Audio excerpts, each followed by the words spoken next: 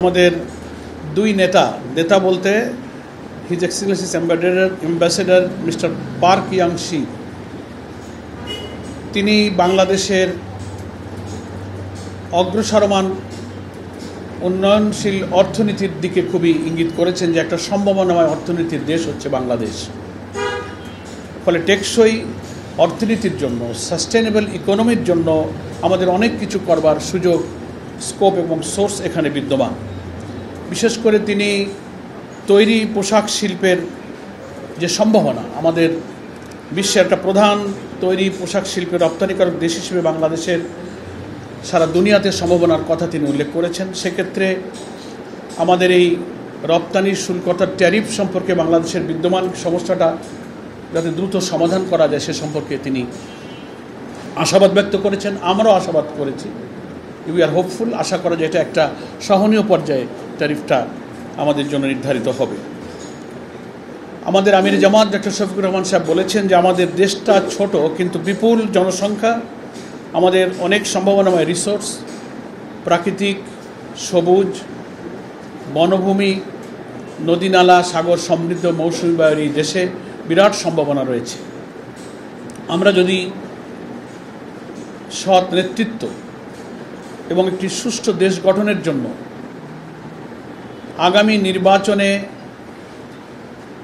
বিভিন্ন সংস্কারের মধ্য দিয়ে একটা গণতান্ত্রিক উন্নয়নশীল সম্ভাবনাময় দেশ গঠনের যে প্রচেষ্টা চালিয়ে যাচ্ছি, সেক্ষেত্রে সম্ভব হলে আমরা এই দেশটাকে একটা করাপশন ফ্রি, একটা সাস্টেনেবল ইকোনমির দিকে নিয়ে যেতে পারি। এ ব্যাপারে আমাদের সম্মানিত আমির জামাত ওনার কাছে আশাবাদ ব্যক্ত করেছেন।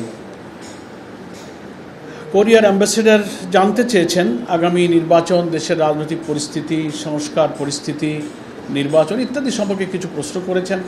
সে ব্যাপারে আমাদের সম্মানিত আমির জামাত বাংলাদেশের এসব বিষয়ে যে তথ্য সকলেই আমরা যেটা জানি সেগুলো উনি অবহিত করেছেন যে আমরাও একটা গুরুত্বপূর্ণ মেজর ইস্যুতে সংস্কার করে একটা ঐক্যমত্য পর্যায়ে পৌঁছবার জন্য সরকার যে সহযোগিতা করে যাচ্ছি, জামাতের প্রতিনিধি দল ঐক্যমত্য কমিশনে প্রতিদিন নিরবিচ্ছিন্নভাবে সেখানে সময় দিচ্ছেন।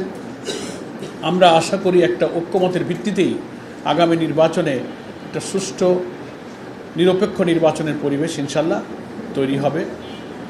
এবং আমাদের তরফ থেকে বলা হয়েছে, উনিও প্রশ্ন করেছিলেন নির্বাচনের দিনক্ষণ সম্পর্কে, নানান রকম খবর তো পত্রপত্রিকায় প্রকাশিত হচ্ছে, ফেব্রুয়ারির দিকে নির্বাচন হতে পারে। আমাদের আমির জামাত বলেছেন এ ধরনের প্রস্তাব রমজানের আগে নির্বাচনের এই প্রস্তাব আমাদের পক্ষে থেকেই আগে ছিল। তো সেই সব বিষয়গুলো খুব খোলামেলা আলোচনা হয়েছে। নির্বাচনে পিআর পদ্ধতি প্রয়োগের সম্ভাবনা নিয়ে আলোচনা হয়েছে। সেখানে আমাদের পক্ষ থেকে সম্মানিত অ্যাম্বাসেডরকে অবহিত করা হয়েছে যে বাংলাদেশের ভোটারদের বেশিরভাগ প্রতিনিধিত্ব করে যে সমস্ত রাজনৈতিক দল তারা পিআর পদ্ধতির পক্ষে। ফলে এটা যে কালো টাকা, পেশি শক্তি থেকে নির্বাচনকে রক্ষা করে, মনোনয়ন বাণিজ্য থেকে রক্ষা করে একটা কোয়ালিটি পার্লামেন্ট দিতে গেলে এবং প্রত্যেকটি ভোটারের যথাযথ মূল্যায়ন করতে গেলে পিআর পদ্ধতি হচ্ছে একটি উপযুক্ত পদ্ধতি।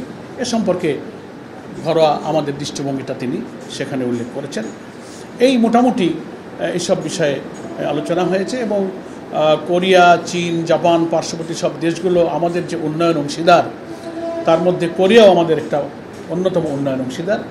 তার সাথে দ্বিপাক্ষিক ব্যবসা বাণিজ্য, শিল্প, অর্থনীতি, বিনিয়োগ ইত্যাদির সম্ভাবনা নিয়ে আমাদের মধ্যে আমির জামাতের সঙ্গে সম্মানিত অ্যাম্বাসেডর মিস্টার পার্ক ইয়াংশিংয়ের সঙ্গে খুব গুরুত্বপূর্ণ, সৌহার্দ্যপূর্ণ খোলামেলা আলোচনা হয়েছে। সঠিক মাত্রার কার্বন কম্বিনেশন বৃদ্ধি করে পাইপের ডাক্টিলিটি ও হেভি লোড নেয়ার ক্ষমতা। Falcon MS pipe.